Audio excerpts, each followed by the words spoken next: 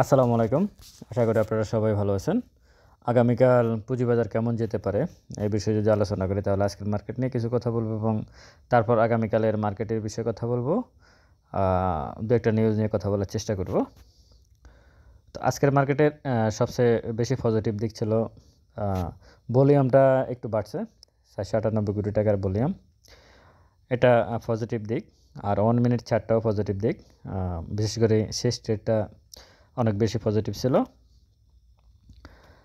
এর বাহিরে index মুভারে ICB আছে 1.37 আজকে।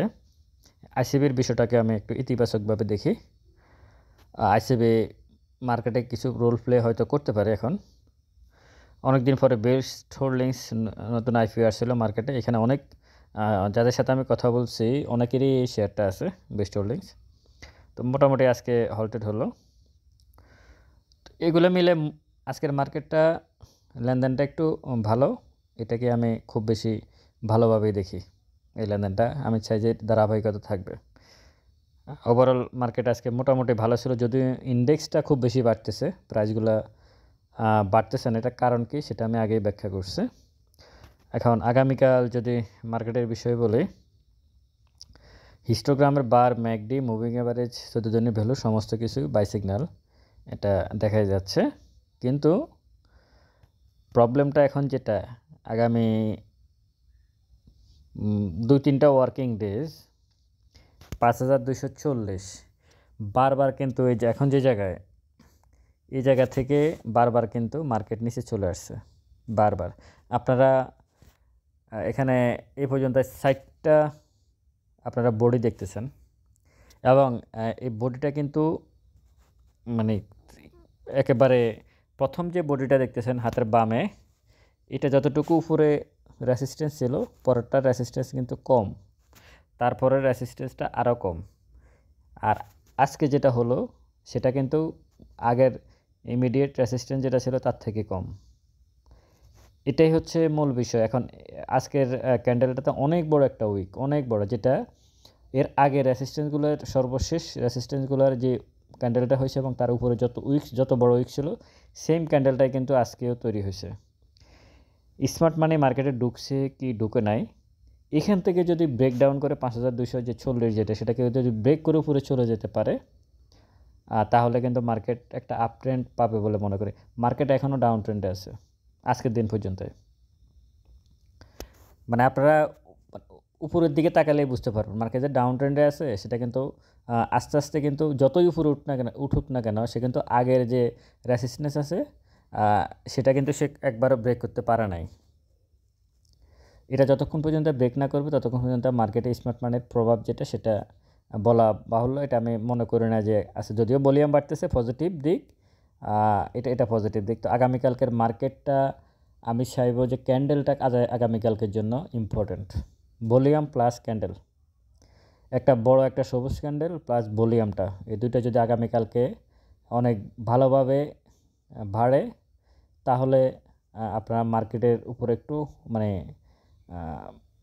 মানে আপ ট্রেন্ডে যাওয়ার যে বিষয়টা সেটা হয়তো একটু কনফার্ম হওয়া যাবে। তো আগামীকালকে হয়তো আমরা ছোটোখাটো মানে একটা সবুজ ক্যান্ডেল দেখতে পারি, যদি একেবারে আপ ট্রেন্ডে নাও যায় ছোটোখাটো একটা সবুজ ক্যান্ডেল দেখতে পারি যদি ভলিউমটা অনেক বেশি হয়। ভলিউম যদি আজকে যা হয়েছে তার থেকে যদি কমে যায় তাহলে মোটামুটি লাল ক্যান্ডেল হয়ে যাবে। ভলিউমটা ইম্পর্টেন্ট মার্কেটের জন্য এই মুহূর্তে। আর আপনার হাতে থাকা যে শেয়ারগুলো আছে, যত কিছুই বলে না কেন, এই যে গত 2 দিনে 3 দিনে মিলে প্রায় 90-100 মতো ইন্ডেক্স প্লাস হয়ে গেল। 87টা কোম্পানিকে নিয়ে আসছে ইচ্ছে করে যাতে ইন্ডেক্স প্লাস করা, যেটা আমি আগের গল্প অনেকবারে বলা হয়েছে। তো এগুলোর দিকে না তাকায় আপনার হাতের শেয়ার বিভিন্ন রকমের মেকানিজম এই মার্কেটে হচ্ছে এখন। মেকানিজম কাহাকে বলা, কত প্রকার ও কী এত মেকানিজম আমার মনে হয় না এর আগে ফ্লোর প্রাইস দেওয়ার আগে এরকম ছিল না মার্কেট। এখন যে মার্কেট, এই মার্কেট ফ্লোর প্রাইস দেওয়ার আগে এরকম মার্কেট ছিল না। তো আমি যেটা বলবো সেটা আপনাদেরকে, এই যে মানে জাঙ্ক যে শেয়ারগুলা এগুলাতে এন্ট্রি নিতে পারেন, বাই সেল আপনাদের সিদ্ধান্ত, কিন্তু প্রফিটটা খুব বেশি হচ্ছে না সেটা দেখা যাচ্ছে। আর আরেকটা বিষয়, বিনিয়োগকারীরা যেটা করেন যে ভালো স্টকে এন্ট্রি নিলে অনেক দিন বসে থাকতে হবে, ভাই দরকার নাই। রবিবারে কিনে খুব দ্রুত যদি এক সপ্তাহের ভিতরে কিছু প্রফিট পাই তাহলে এনাফ। কিন্তু দিন শেষে এন্ট্রি নেওয়ার পরে যেটা হয়, ভালো স্টকে হয়তো দেখা গেছে 6 মাস তাকে বসে থাকতে হইতো, ওই 7 দিনের প্রফিটের টার্গেটে যে স্টকে এন্ট্রি নিয়েছে দেখা গেছে 3 বছর বসে আছে। একদিকে স্টক খারাপ, আর একদিকে প্রাইস অনেক বেশি কমে গেছে, আর একদিকে মনের অনেক বেশি কষ্ট যে 8 দিনের কথা 8 দিনের চিন্তাভাবনা নিয়ে মার্কেটে ঢুকছিলাম প্রফিট করব, কিন্তু এখন 3 বছর 4 বছর 2.5 বছর বসে আছে। তো এই সবগুলাই অভিজ্ঞতা। তো সব অভিজ্ঞতা নিয়েই আসলে ভালো স্টকের সাথে থাকাই ভালো। এই মার্কেটে অনেক কিছু হবে, অনেক কিছু আসবে, অনেক কিছু যাবে, কিন্তু আপনারা আপনাদের নিজের জায়গায় অটল থাকবেন।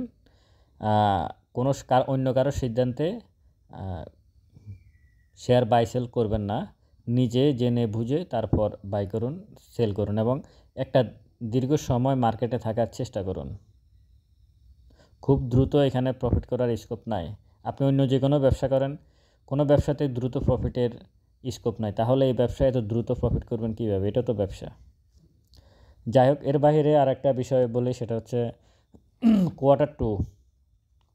অনেকগুলো কোম্পানির Q2 অলরেডি তারা 16-এর অধীনে তারা দিচ্ছে খুব দ্রুত। জানুয়ারি হয়তো কোনোটা জানুয়ারি 26 তারিখে, কোনোটা 20 তারিখে, কোনোটার অলরেডি Q2 চলেও আসছে।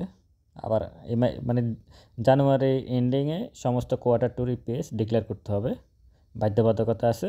সুতরাং Q2 EPS চলে আসবে। যে শেয়ারগুলোর Q2 পজিটিভ আসতে পারে তাদের মোটামুটি আপনার প্রাইস কিছুটা আপ হতেছে। এখন ভলিউমটা দরকার, ভলিউমটা যদি অনেক বেশি হতো তাহলে কিন্তু এগুলো কিন্তু এখানে থাকতো না। এগুলো এই শেয়ারগুলো খুব দ্রুত কিন্তু আপ হয়ে যেত, কারণ জুন ক্লোজিং শেয়ারগুলোর ইয়েগুলো কী বলে, শেয়ার সংখ্যাটা একটু কম হয়। ডিসেম্বর ক্লোজিংয়ে যেসব শেয়ারগুলো থাকে তাদের ফিড আপটা একটু বেশি থাকে, জুনেরটা একটু কম থাকে। তো Q2কে কেন্দ্র করে কিন্তু প্রাইসটা এদের আপ হতো। আর ডিসেম্বর ক্লোজিংও কিন্তু খুব ইমিডিয়েটলি তাদেরও 16-এর অধীনে তারা কিন্তু final dividend, final EPS plus dividend তারা ডিক্লেয়ার করবে। আশা করি কিছু কিছু ব্যাংক, ফিনান্স এবং ইন্স্যুরেন্সের কিছু শেয়ার আছে, খুব ভালো ভালো ডিভিডেন্ড ডিক্লেয়ার করবে। আপনারা ওই বিষয়গুলোকে মাথায় রাখবেন। কোনো শেয়ারে এমনি বাড়ে না, মানে কিছু বাড়ে সেটা অ্যাবনর্মাল, ওইসব শেয়ারে না যাওয়াই ভালো। মানে বাবা মার অবাধ্য সন্তানকে তো কেউ ভালো জানে না, এটা আমাদের সমাজে প্রতিষ্ঠিত। মানে বাবা মার যে অবাধ্য সন্তান তাকে তো কেউ ভালো জানে, এটা তো আপনারা সবাই জানেন, তাই না? ইন্ডেক্স পড়তেছে, জাং শেয়ারের দাম, তার কোম্পানি বন্ধ, কিছু বন্ধ, তার দাম বাড়তেছে, তো সেটা অবাধ্য জিনিসের দিকে তাকানোর দরকার নাই। যেখানে ইন্ডেক্স পড়ে সেখানে তার প্রাইস উপরের দিকে যাচ্ছে, এটা তো অবাধ্য সন্তানের মতোই হলো, তো ওইদিকে তাকানো যাবে না। ইন্ডেক্সের সাথে মিল রেখে আপনি ক্যালকুলেশন করে ঢুকেন, তাহলে ভালো থাকবেন। তো সব কিছু মিলাই আগামীকালকের মার্কেটে আমরা ভলিউমটা এবং ক্যান্ডেলটা যদি পজিটিভ পাই, এটা আগামীকালকের মার্কেটটা খুবই ইম্পর্ট্যান্ট।